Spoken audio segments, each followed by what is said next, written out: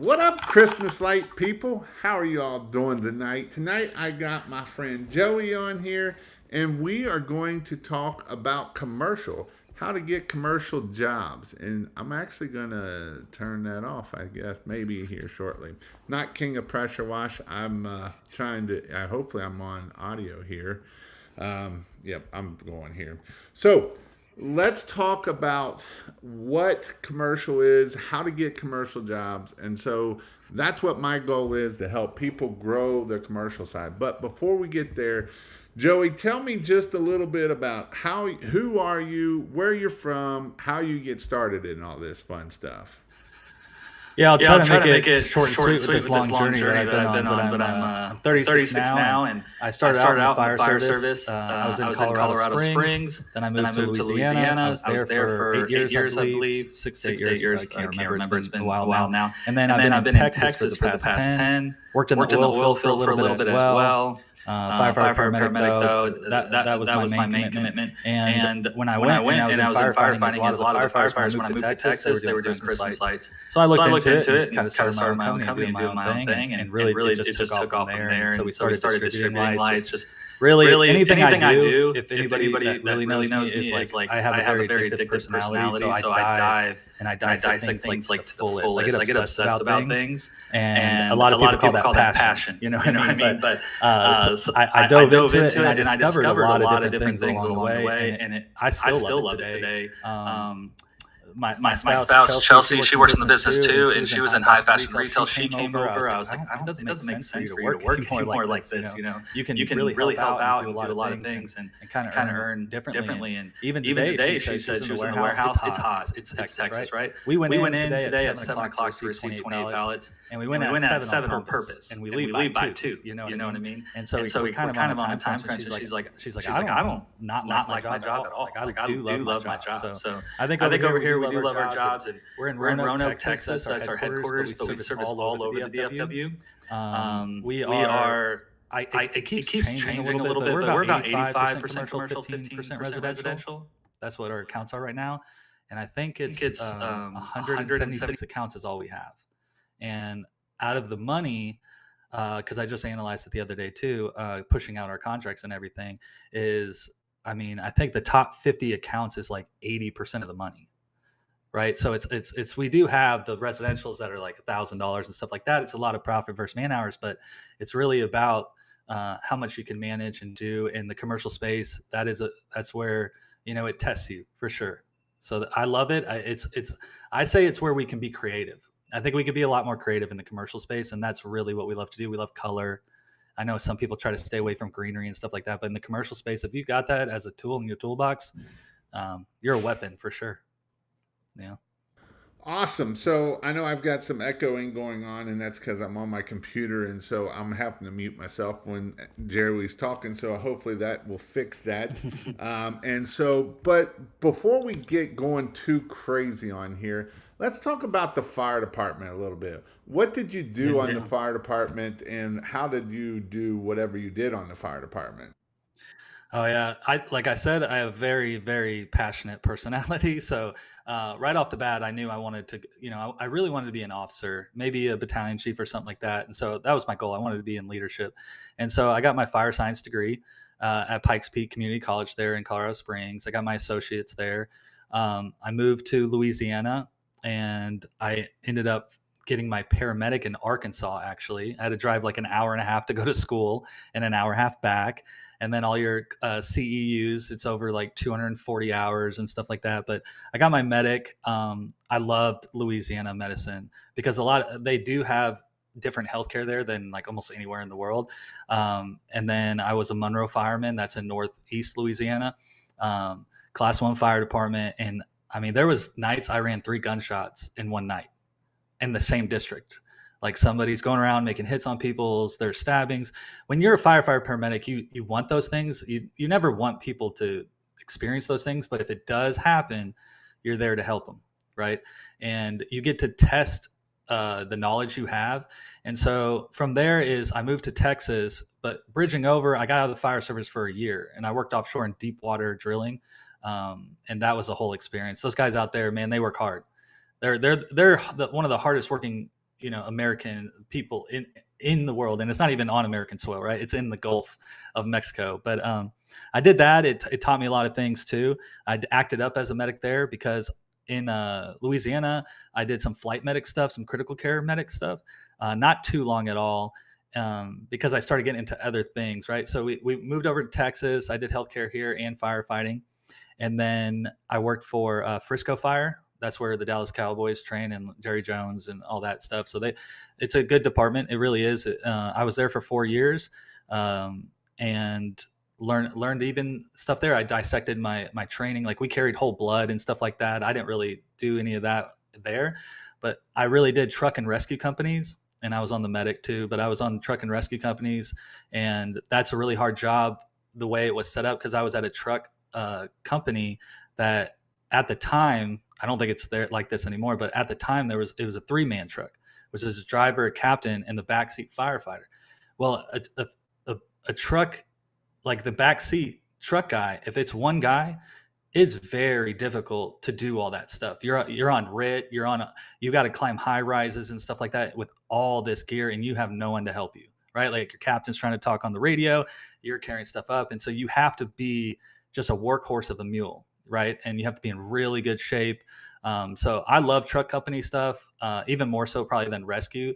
Like truck companies, they have to do the rope, and then the rescue people show up and all the rigging's done, and then they just hop over and save the people. And it's like I'm okay with being that guy that sets it up, and when you come up the stairs, you're like, thank God Murphy did my rigging, right? I wanted to be that guy. And then I also wanted to be kind of like I could go down and save them too. Like I can do critical care medicine and everything else, because some truck guys weren't medics. I was full well-rounded, so it was a good experience. But as I started growing the business, I remember a firefighter come up to me, and I left a balance sheet, a P&L sheet on the table, and I went on a call. I flipped it over, but for some reason this firefighter went by and he flipped it over, and he says, what is this? Is this how much you pull in on your business? And I said, yeah. And he's like, look, you're very good at what you do, but you don't belong on a fire truck if you're pulling these kind of numbers. And so I was like, man, I can juggle both right now, right? I really care about this job. Even when I put in my notice, I mean, it was butterflies. My heart was racing, right? Even though, maybe it's good, it's still, you have to make that commitment, and I wanted to do it. And then from there, so what made you start your Christmas light business? Well, I worked for a smaller department in the southwest of Fort Worth, and one of the lieutenants was doing Christmas lights, and he said, "Hey, I do Christmas lights. Do you want to maybe work for me?" And this was, man, what was this? 2017. Was it then? No, 2014, 13, 14 time, I think. Somewhere around there, 2015. I don't know. I have to really think about it. Look at the photos on Facebook, right? And see when I got in. But I went there, and then he said, "Will you work for me?" And I said, "How much would you pay me?" Because I'm working for Care Flight and stuff like that here in the Dallas Fort Worth area, and I make money, but not like maybe I could make more money. And so he said, "I'll pay you $20 an hour." And then I said, "Okay, but how much do you make?" Right? Because if you make $1,000, you pay me $20. Like, I don't know if this is fair, right? And so I kind of paused a little bit, and then I transitioned into Frisco Fire. And when I was there, I was talking to the guys, and then some guys started doing Christmas lights, and I was like, well, what do you do? And they tell me all this stuff. All they do is C7s. They did all this stuff. And even the first flyers, the door hangers I printed off, it said C7 Christmas lights. And I had to go through each one and scratch them out and put C9, because everybody's like, yeah, but do you do C9s? And so I got a little bit of guidance there, and I just started.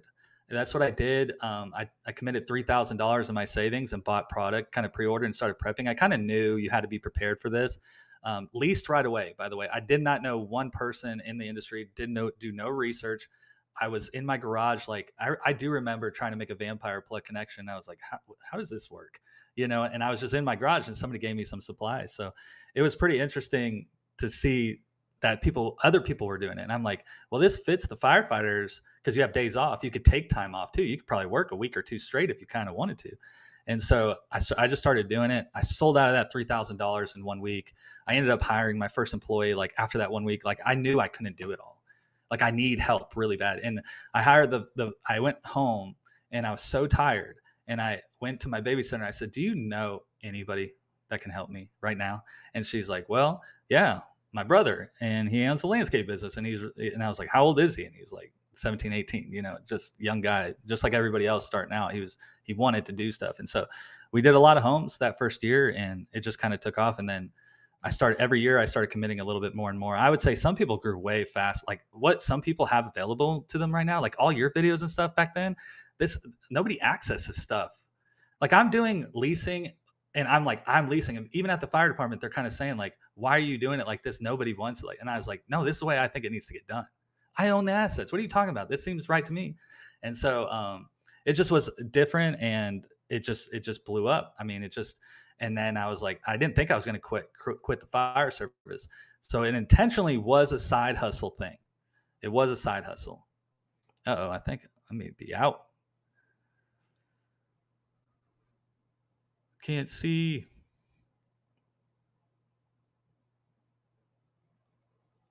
You there? There we are. We're back. But it purely was a side hustle thing, and it just became more. That's what happened. So that's kind of basically what happened to when I started my business, and it grew and grew, and right, and that's what was good. And so as you were growing, and I think this is where a lot of people struggle, and that's why I want to hit on this before we get into when you got into commercial.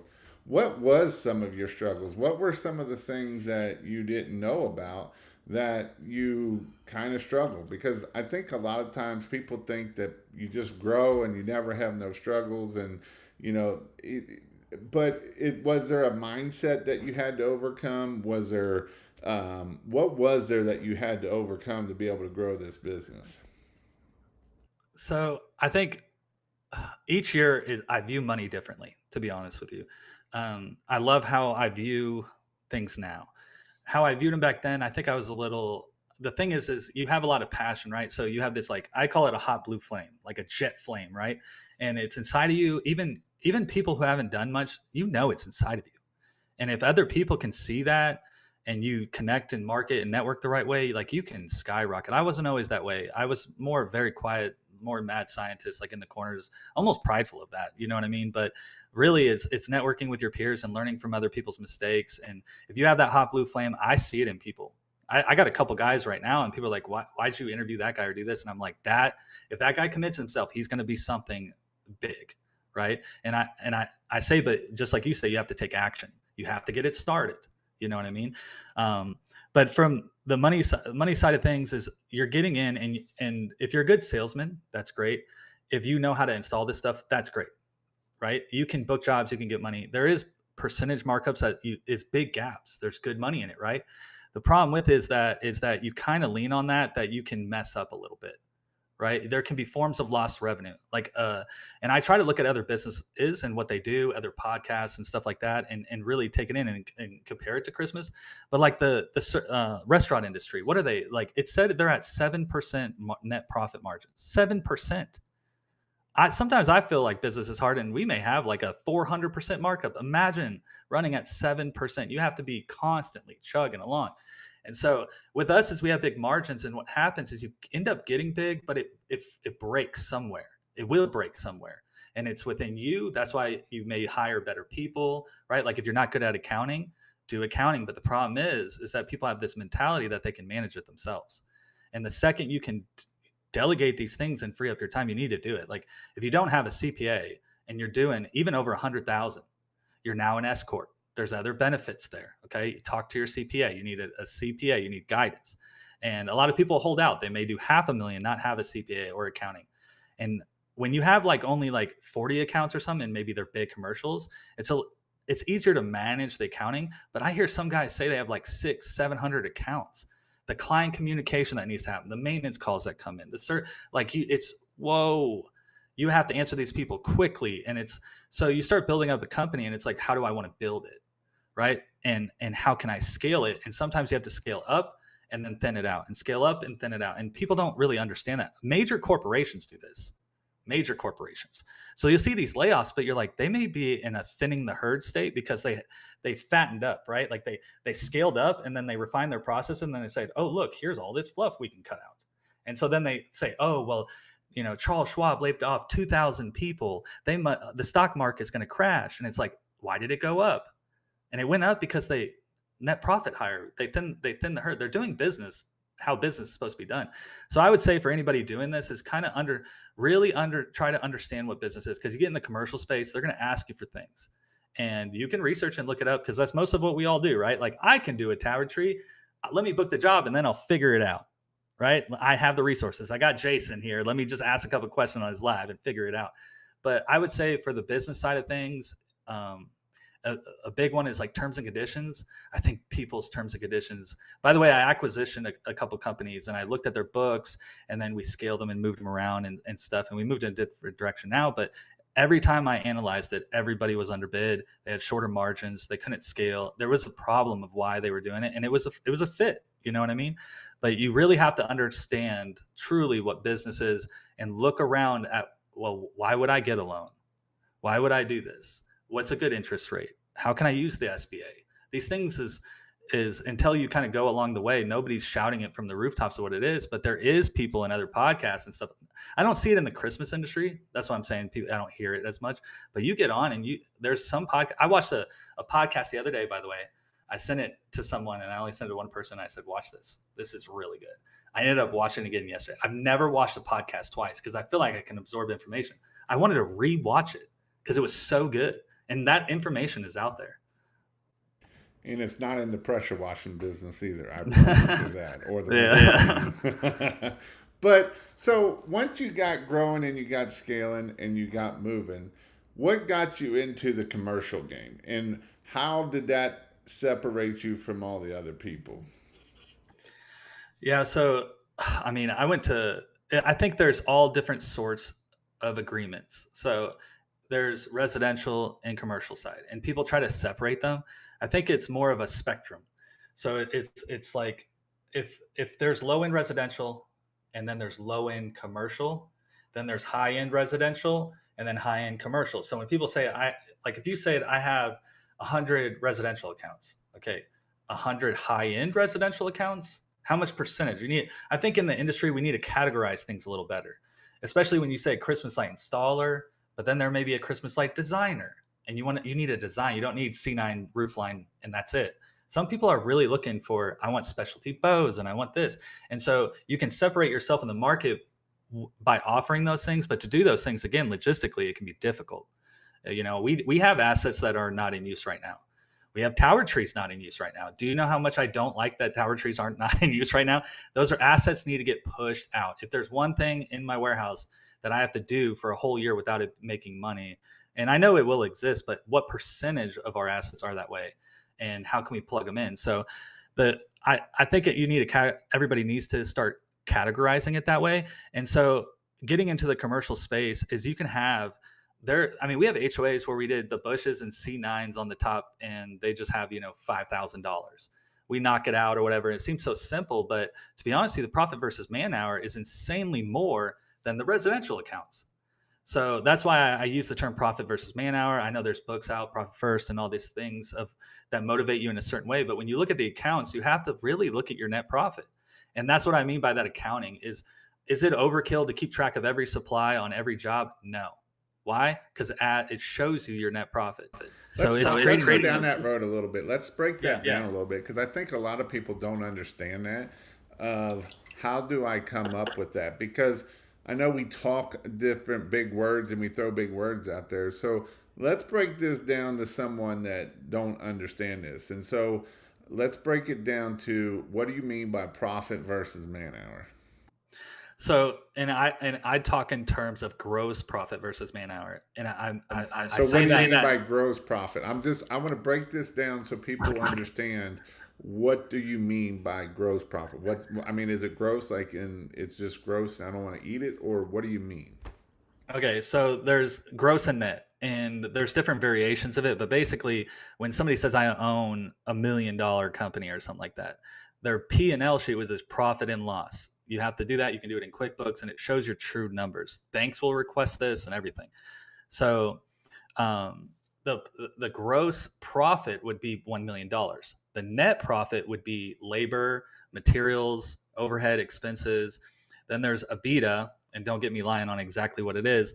People can Google it, but it's basically everything after taxes too. So you got to get hit with the financial impact of your taxes, and it's your efficiency tax rate. So if you look at your taxes, just go to your personal taxes, and it'll have brackets, and then it takes the median of that, and it says, okay, like when I was a firefighter, I was at 17%. As a business owner, 50%. So sometimes more money, more problems, right? And so you have to offset that by lowering your taxable income. How do you do that? There's different ways. That's why I say talk to a CPA. I don't want to go down that route or anything. So it's, and I'm kind of going off. What was the question? Crows. I think you're muted. Profit versus man hour. What do you mean by that? Yeah. So the gross and the net, we were talking about that. The gross, that's the lump sum of what you bring in. Net is after all expenses minus the income. And it's like, okay, you may be $1 million company, but you're maybe 50% net profit because you only bring in 500,000 out of that million, right? But that's pretty good. Some people only bring in 80,000 and they're doing $1 million profit, and I've seen that more than once also. So they're like, yeah, we did $1 million, but it cost me $965,000 to do it. Yes, and with that is like there, it's so hard because as you get bigger too, you start investing into certain things. So your P&L sheet may not look that good, right? Because it's like, well, I took all my money and then I pre-ordered. Well, what was your net profit for just the season? Compartmentalize that, and then you ended up buying a bunch of expenses to gain you for the next year and save you more money. So a lot of times it's like, well, what was your net profit? And it's like, well, I invested in this, but I net profited this, and I was able to invest. Now, what you're saying is somebody made $1 million and only made 80,000. That's bad. That's very bad. You don't have a healthy type of business. Can you run that? Yeah, but that's a lot to run just for that kind of reward. You know what I mean? And so, like, because you may make even 200,000, but then taxes hit you. You know what I mean? Payroll taxes weren't paid, or this or that. It's like, what am I left with? You know what I mean? Well, and that's a good point too, right? Because it's back to what you said, the more money you make. Because here's the deal, right? When you start growing, guess what happens? Everybody wants their hands out. You're going to get audited. You're going to get insurance audited. You're going to get all these audits come in that if you're not on it and you say workers' comp, and I only say I'm going to pay 50,000 in workers' comp, and you actually pay 300,000. And now the next thing you know, you're going to get hit on a $70,000 to $100,000 workers' comp thing, because I've seen it happen more than once. I've seen it happen many times, and so it's important that we understand what we're talking about here. Yeah, bringing up that workers' comp thing, that's technically a insurance fraud, right? Like you're kind of lying and getting benefits. I actually got my yearly audit, and I got $1,500 back that they said like, hey, you've spent too much. You know, you actually scaled. And they even called me and they're like, why didn't you have as much payroll reported? And I was like, well, you know, I sold this other business that was under the umbrella of that and this and that. And then they're like, oh, okay, that makes sense. But same thing, they audit you yearly. And it's not just that, it's the IRS will audit and everything. And as you get bigger, you know, people are scared of that. And I don't think you should be scared of that, because if you're getting your CPA, your accounting, and you're doing the steps, that's one big thing is as you scale and grow, a lot of guys don't want to use a CRM. It's kind of ridiculous in the kind of percentage of markups that we have in this kind of business. I know you support Jobber. You got a link for everybody.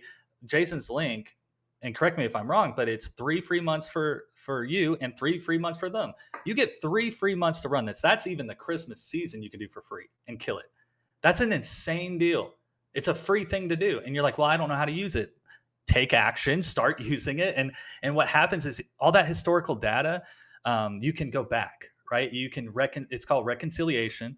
And that's what is done with your accounting. Is what happens is here's an expense, here's a transaction. Then we double confirm that expense transaction happened. So a lot of times I'll take my accounting, and my Jobber isn't synced up to my accounting at all. I want them separate because I want to reconcile things myself. And I look at it and I'm like, oh, why did these people pay? Why isn't this up? And then I come to find out they haven't sent me the check yet. You know what I mean? And so I have to get on them. So it really helps your business. It's a way to stay healthy and scale and grow. And it gives you peace of mind too. So I would encourage people to get a CRM. All right. So next thing is, what got you to start doing some of the large commercial work, and how did you get into that? So our first commercial deal um, was a $20,000 6-year contract. I got it at the fire department. When I got that email, oh my gosh, man, the excitement inside of me was so big because I felt like almost like at that point with all the residentials and everything, like I am so safe to quit this job. I don't have to be here if I don't want to. I think that's a very powerful thing when you're able to do that, is to be like, I'm here because I want to be here. I don't have to be here. Right. Some people go to a job and they have to be there. They need work. They need something. This person hired me, but I really don't like my job, but it has good benefits and stuff. You're working, knowing that you could work for yourself, you can bring in this, and then to see that, man, it's a good feeling to have. And so, because what it is a contract that is also projected revenue, right? It's $20,000, but it's over 6 years. That's 120 projected. That's very good. All you have to do is not mess up the contract, and you're good. So I started there. It it I knew we could do it, and then I was like, well, who else it wants this type of stuff. And so I started really learning about RFPs with city, which is request for proposals. That's how they do it. And then also property management companies is getting in with all the different kinds and kind of learning their ways and what they need. You can ask for things from them like, hey, I want to be a trusted vendor with you guys. I want you to pick me with any of yours. So when you guys need Christmas lights, I want to be your guy. So how do I do that? And you can literally call up and say, it's not, they'll guide you because they want vendors. They want competitive, good quality people to put up good Christmas lights. And that makes their property management company look really good. So I think it's a whole different form of communication you have to do with commercial side too, though. Way different. You can't just like, hey, say we're coming out to do your repair and this and that. It's a lot of documentation proving that you do things. A lot of eyes are looking on these HOAs and stuff like that. A lot of people are like, I hate HOAs because it's like 20,000 people are looking at this display, and I'll get a call if there's any maintenance, a bulb out, I get a call. Well, they're paying you to give them that experience. They want to drive around. Why are bulbs out? Right? Like, why is that a thing? Why are you scared to not display your stuff in public in front of this community, and you're scared that you're going to have to service these things more? The money is there to service it. You know what I mean? So I think a lot of times people don't think that they can do it. And then when they kind of get, and trust me, not entrepreneurship is not for everybody. It's not. Sometimes it's really good if like other bigger companies need right hand men. Right hand men sometimes are like paid handsomely because the owner literally is tired of building, and they need somebody that they run what they built. So to be like, just be a general. You don't have to be the chief. You know what I mean? It's okay. And try, and a lot of times is a lot. I've have a lot of stories in the Christmas business where people come into companies and end up owning ownership of these big companies because they grow the companies. They're saying, I'm going to double you. If you have a right hand guy saying you're going to double, like if I had a guy come in and say, I'm going to double your business, I can do this. Well, what's the terms for this agreement, right? And Right, so, right, 100%. But no, honestly, that's a good point of, you know, I think that's where a lot of people struggle, especially with entrepreneurship, is with the hiring side of things, because everybody's so scared to death that they're. I've heard it over and over. Well, what if they go start their own company? Great, that's awesome. You've helped them out, right? You have a mind, and then the other problem is you have a mindset already wrong with that idea, right? You're already thinking that they're going to go start another company. But what if they don't go start somewhere? What if they don't run a business? What if they don't want the headaches? And so when you already have when you already have a mind game of, well, what if they take my business and they're going to go take it somewhere else? Well, you're already in a wrong mindset state, and it's probably not going to work out in the end anyway, because you're not already believing in them, and it's back to hiring the right people. And when you get the right people on the right bus in the right seats, man, that's when your business will explode. That's when things can get way better than what you can do at the end of the day. So that's just a little side note of, making sure that you are finding the right people. So once you started getting your first jobs, what are some tips and tricks and you kind of hit on it, of going out and flipping rocks and seeing what you got to do, but what are some tips and tricks to getting commercial side of business? Well, just simply, if you call a property management company right now, anybody can do it, and you'll get an answer. Some are more responsive than others, but let's say within a week you'll have an answer, and you're going to say, "What does it take?" You need a COI, certificate of insurance. You need insurance. What that entails, I know some property management companies they'll want like $3 million general liability, $2 million aggregate with like a $1 million excess. That's a big, and like most don't need that. It's usually a 1 million general liability with 1 million aggregate, and you don't even need an excess policy for that. But then it's commercial auto, it's workers comp. All this stuff is on your COI. It says when it expires, and then you can request a sample COI.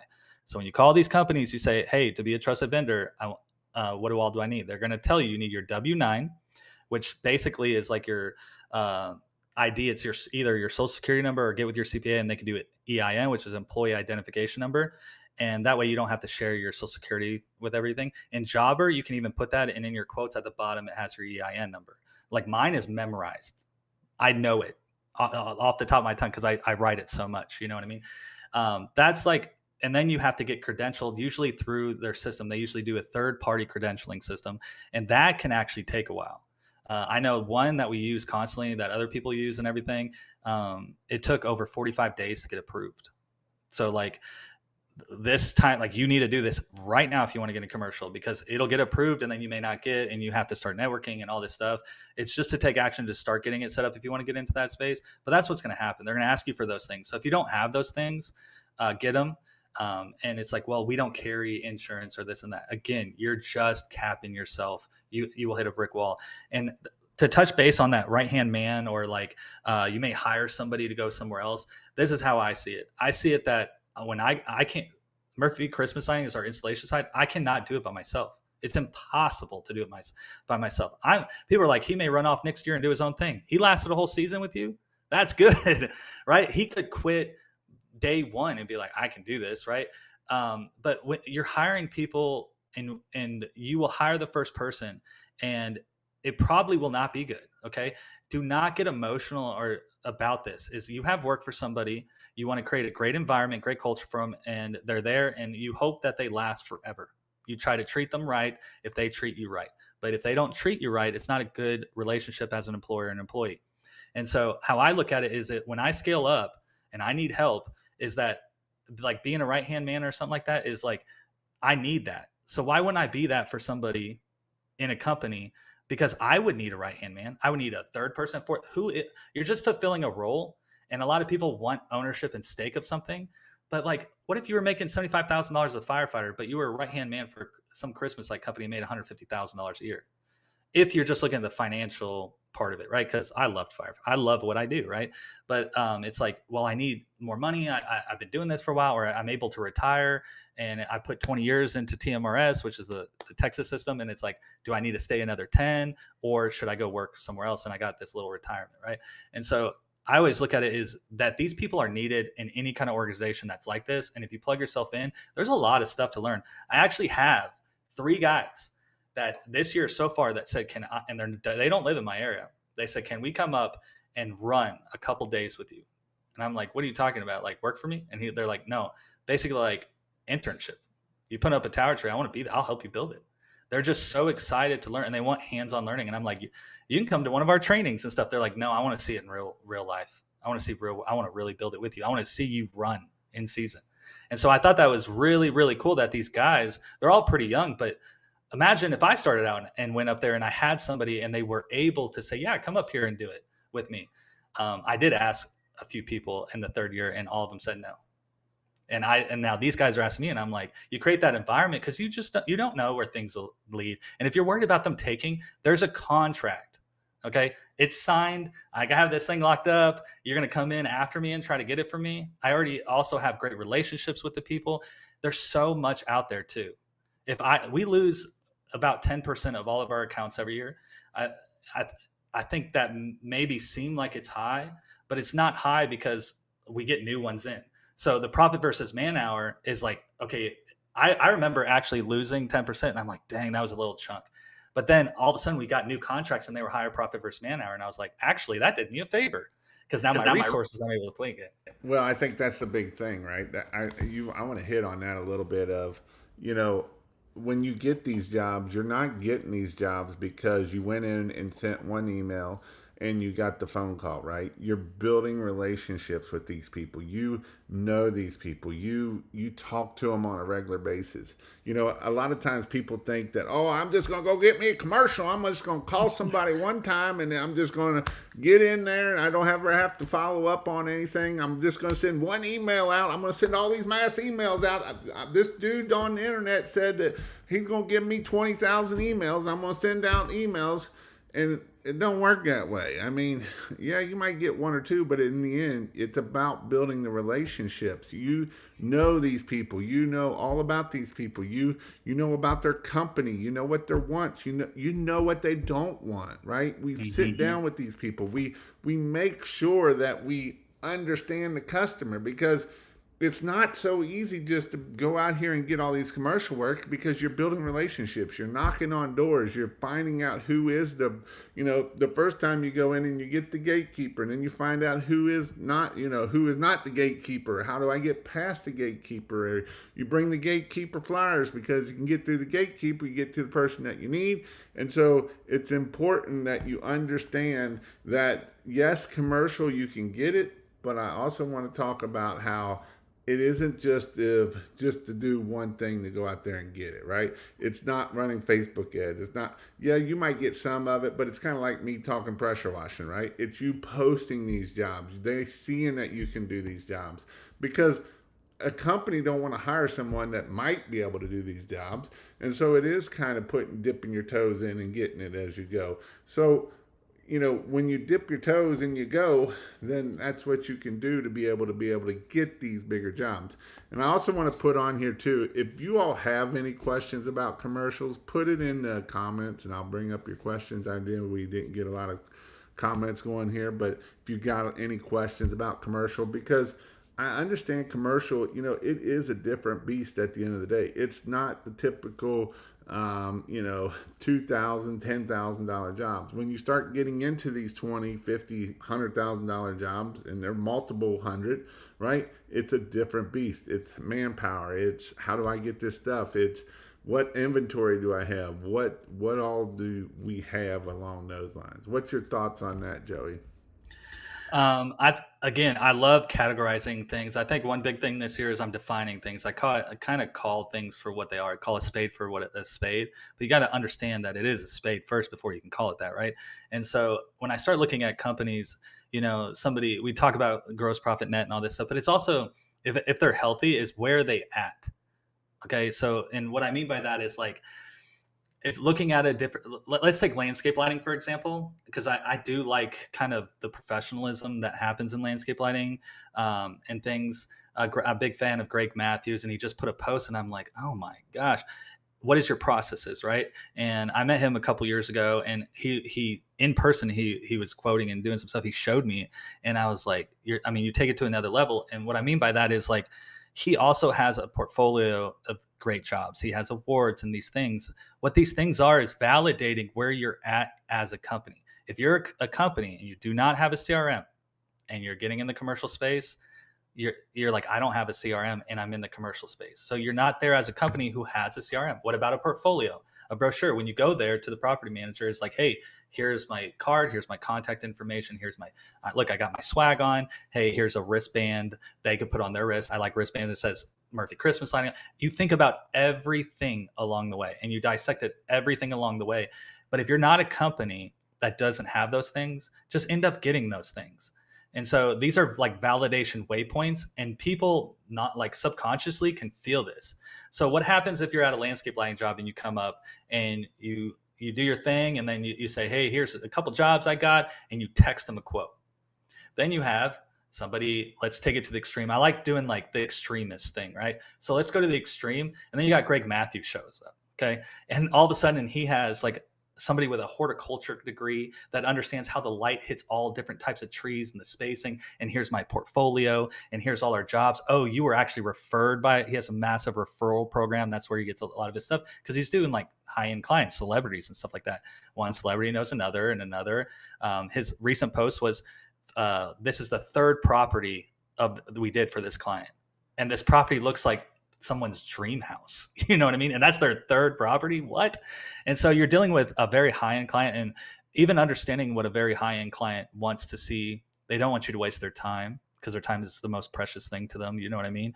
And so it's a streamlined process. You don't ask them irrelevant questions, right? They trust in your processes, and you ask the right questions. And I think that's a big part of even hiring people and stuff is, are you asking the right question? When I'm in a room and I'm doing bids and sales and things, I'm analyzing people, but over time, I didn't know what question to ask. And then now I think what makes a great salesman is you ask the right questions. The other day, I have a story actually. So I went to Louisiana, and I'm starting to wake up a little bit, Jason. I know we've been both working our butts off today, but so like the Wolf of Wall Street, and they said like, here's a pen, sell me this pen, right? And he's like, do you have a pen? And they're like, no. Supply and demand, boom. So if you look at that, it's like, well, that's cool. It's like a TikTok cosmetically, okay, it's cool, but break it down. He ended up saying very few words, and in 2 sentences, he closed the sale, right? And so we were at a wedding, and there was a dance floor, and the dance floor was kind of messed up, and it didn't look good. Like you would trip and fall, like the tile things were kind of buckling and stuff. And so a family member went up, and she's not in sales, doesn't do anything like this. And she goes up and she says, you want to look at the dance floor real quick? I think we need to make some changes. And then they go over there, and he's like, yeah, it does look like maybe a couple little changes, but it's okay. And she says, dance on it. Would you dance on it? And he said, I'll get that fixed right away for you. So I was like, whoa, you have no sales experience? She said, no. I said, that right there, you closed it in 2 sentences. So it's about also, the goal of sales is to close the deal, right? It's the end result is to close. And so a lot of people get caught up in like trying to attract the leads and do this, but it's also, hey, and how fast can you do that? I think with high-end clients, property managers, what makes you professional is asking the right questions and getting to that line with little effort on their side. And then everything, when they watch it all happen, they're like, wow, that was such an easy process. No complaints. You give me my bids, and like, they don't have to think.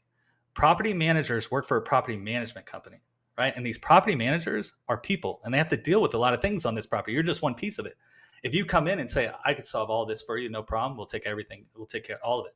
Done. Proven track record. Here's our processes, right? And they can review them and stuff like that. So I think it's dealing with those type of people, but what makes a great salesman is getting to that end point quickly, professionally, and it subconsciously makes people want to say yes. Yeah. I think you're muted, Jason. I'm still sleeping over here. Yeah. So let's talk about what's going to happen in December or in July, about a month away. And so we are going to be having a class in Dallas, Texas. We're going to be talking about residential Christmas lights. We're going to be talking about marketing. And then the last day is going to be about commercial Christmas lights. So this is something that myself and Joey are going to be putting together. I do think that I know I got a lot of people in Dallas and that area in Texas. And so this is a class that if you want to learn commercial, how to do commercial, you won't just get Joey, you get his wife that's just as crazy as he is or more, Chelsea. And so there will be lots of words being spoken. And so if you want to learn the processes, how to look at these jobs, how to bid jobs, how to look at this, we'll go over all of those things so that way you can start growing your Christmas light business. So it is something that I'm excited for because I feel like there's not a lot out there along the commercial lines. Like the people that do commercial are usually big dogs and there's very few. And so I feel like this is something that it is going to take you to the next level. You will have to be, this is not a beginner person to be able to get into this. Honestly, I don't believe that you can just be like, hey, I'm starting Christmas lights. Yes, we will have that part of it. But this is the third day is going to be something of, if you want to grow and scale, obviously we'll be talking about marketing on the second day. We'll be talking about sales on the second day. We'll be talking about all of that kind of stuff. And, I do believe that this is something that, it does take a little bit of time. And I think that if you want to grow and scale and if you want to get to where people aren't, Actually, I've seen a couple people in my group are selling their businesses, right? They're selling their businesses, and they're all in the same group, in the same area, which is ironic because the same people that are selling these businesses also is where Daniel's located at. And so, reason why I love this is because it goes back to pricing, right? I want to hit on pricing because also I know that you can't make no money in Dallas because I've been told that a million times. But I'll prove you wrong. And so Daniel and I've seen these guys pricing and all this stuff, and it's like this is where people's problem is. Daniel lives in one of the richest parts of the country, and people are going out of business because they don't know how to charge, right? And so, yes, we're going to talk about how to charge on Christmas Day, how to be able to sell, because these are all important things. Joey talking about man hours versus what is more profitable? Is residential more profitable? Is commercial more profitable? What is more profitable to you? If you got to buy some of these trees that you'll be seeing are how much are they? 10, 50, $100,000, right, Joey? Mm-hmm. So Yeah.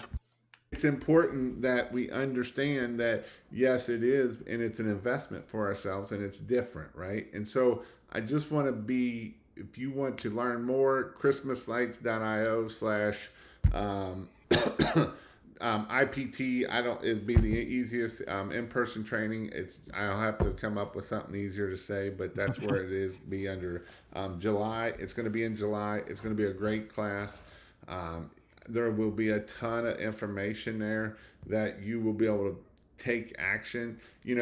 I always tell people if you come to my Christmas light class, you can make anywhere from $30,000 to $100,000 your first year. I believe if you're more than that, you can get to the not just 6-figure, but the 7-figure business of Christmas lights. Joey does this full time. This isn't something that he does this and then, he does a little bit of landscape lighting, but not a lot of landscape. It's very small. It's very small part of his business. So, Joey, talk if you want to hit on a little bit of that. So the training's coming up. It's 17th through the 19th. We did block off rooms. It's only $129 per day. I know there's even people coming that's in this area or they're close by, but for $129, we got blocked off exclusive room rates for that. It's in Trophy Club, Texas, the 17th through the 19th. And even when I just made a video and posted it and everything, but it shows the space. It also, what I didn't show also is one of my favorite Thai places to eat is they have these condos, apartments right by this hotel. And then you walk out and there's all these restaurants and shops and everything else. So you don't have to really go far if you don't want to, but Trophy Club borders Westlake, which I think the medium income there is like 450,000 or something like that is in Westlake. So, it's a very South Lake, Westlake Trophy Club. It's very hot, a good area. It's right where we're at, right up against Roanoke. So, that there is, that third day of commercial, I know that you had a comment from Tyler and he put on underneath my post and he said, what if you kind of already established or do you go back every year for these trainings? And I says, I learn something every year and I apply it in my training. Who I was last year is not the same person I am today. So I have other things to say. I add other things into my training. That commercial space there in that class, I would love for somebody to come up to me and tell me what kind of business they have. And I don't want to hear Christmas light installation. That is not the answer I'm looking for because that's not really what your company is. If you really think about it, it's not. So kind of defining things and come up to me, tell me, put it in the comments, maybe talk amongst each other. I want everybody to get the right answer, but it helps clarify kind of what your business is, where you're at. Like I said, in 2025, I'm trying to define what things are. If somebody owns a Christmas light company, well, where are they at in their company? At what level? These 10 companies could be doing great things and be at all, but they don't have a portfolio. They don't even have a website over here. They don't even have that. Do they need it? Does it move the needle at all? Right. And that's what I've learned in business too, is I used to care a lot about certain things. Oh, this banner on my website and it's going to bring in more people and this and that. And then you go to look and you're like, that doesn't bring money in. That really doesn't bring money in. So the other thing is idolizing things in your business. That's what we'll be talking on the commercial space, and to not do that because I fell victim to that too. So it's these lessons learned. I'm pumped about it. I've been working every day. I'm driving and all of a sudden and I do that voice text and I say, hey, and when I'm driving, and it makes notes and notes and notes, and then I'll be like, okay, I want to talk about this, I want to talk about that, and it's like, so it's more and more exciting to me, and then I'll add more and more. So I'm really committed to this type of training. I do believe I do have a lot to say that maybe other people haven't experienced, but just like me, I am smaller than other companies. The one company I talked to, by the way, is they spent, as a Christmas light company, this is a real thing, $7 million on payroll. $7 million on payroll. Think about that. I'm an ant compared to that organization, right? And what does it take to even get to that level? But I can't be there. It takes time, right? You got to build and try to not do it as risky. Some people want to build way too fast. You can grow too quickly is the other thing. We'll talk about that. So I'm excited. Yeah, them are some good points because I've seen people grow too fast and it hurts them and bites them in the butt, right? And so it is important that we don't do that. So, again, it is something that it's going to be a lot of fun. The networking will be amazing. Be around other Christmas light installers. I promise you, you will not. I promise you, if you come and take a quarter action, I will guarantee you, you will 10x your money. I would guarantee you if you just take, I would almost guarantee you if you come just for the networking side that you will 10x your money. And that's what I always tell people. I will go to any training as long as I can 10x my money. And the more money I can pay it, I want to do because I would rather 10x $50,000 than $1,000, right? And so it is important that you take action. And again, this is one of those classes that I will promise you, it will be a ton of information and you will learn a lot that you will be able to take action on. So, words of encouragement. What are some words of encouragement as we about to end here shortly? Whew, man. I think I'll tell you one of my favorite quotes is, if any man knows a thing, he knows that he knows not a thing at all. That's one of my favorite quotes. And basically it's like, well, are you stupid? Like, what are you saying exactly? And it's a philosophical quote. And way back in the day, they kind of said things a little bit different, but what that means is because you don't know anything, you know everything. And so that's how when you come to these trains and everything, I look at where you're at. Even if you struggled, sometimes that was adversity and you overcame it. It toughened you. That's good too. It's okay to lose a little bit. You can't win all the time. It's impossible to win all the time. That's what business is it's almost impossible to perfect. You know what I mean? And so that's why I'm so passionate about it. It's because like you're like almost addicted to this game. You can't win, but you can win in a way that benefits yourself. And so I would say is, be a sponge, be kind to people. And at the end of the day, all this is just money, but how you treat people. What I'm so excited about this training is that I get to share these words. And if somebody takes it and does something with it, I mean, how much did I impact that life? The people around them, they're able to feed their people too. I think one of the most powerful things you can do in this world is feed other people. And if I can tell you information and the tools, right? Like give a man a fish or teach him how to fish type thing is like, what a great moment that was. Right. And I'm hoping, and I would put money on it. I would put your money on it, right? Is kind of saying, go to this training and learn how to fish, take it and create it for yourself, and then go help your people with it. And that's what I'm excited to see. I'm excited. People add me as friends on Facebook, and I want to see you grow. I want to see you get into your first commercial job. And some of these guys, man, they get into the commercial space and they're just killing it because they're very creative people. You know what I mean? They know they can lead people in the right way and stuff like that. So I would love to meet everybody. Come on down, and it's going to be amazing. So, but just be a sponge and just know that raise your hand. Do not raise. If you got something in your head, no matter what it is, how do you make a vampire plug? Yeah. Day one. Yeah. We'll talk about it. I'll show you stories and I'll tell you how it could get messed up and all this, right? Is like, because I may have a story that is like, I probably wouldn't see that, but now you know that maybe I don't do this with this plug because it does this. Right. And everybody thinks it's like a basic question. You can dissect. There's a lot of things people don't know that are in this business, is even the vampire teeth, the way they direct. There's other plugs that actually have them in different directions. And for certain reasons is people don't break it down that far. You know what I mean? And so that's what we're going to be talking about. So every day, every moment is going to be big. Always raise your hand, always ask questions, because that's how we learn. And it doesn't matter. if anybody judges you on that, because guess what? You're going to take that and you're going to feed other people, including yourself, with it. Yeah, and that's one thing that I know a lot of classes I've been to be like, don't raise your hand, hold it to the end. And I'm like, no, raise your hand. I want to hear your questions because I love going down your rabbit holes, because the only way we all learn is by going down rabbit holes. So that is going to be awesome. Can't make $1 in the DFA. No, Chelsea. You got that right. Only broke people there. And then Mr. Ron Roby, he's another broke one in the Texas area. So, but awesome, guys. Well, it is 10 o'clock or almost 10 o'clock. I always try to keep the time under an hour, so I'm not like Ron and go for 3. Sorry, Ron. But other than that, thank you all for coming on tonight. Go check out christmaslights.io/IPT in-person training. And then you'll probably be seeing us post more of some stuff that'll be coming out there. So with that, we'll see you all later. Hang on there, Joey.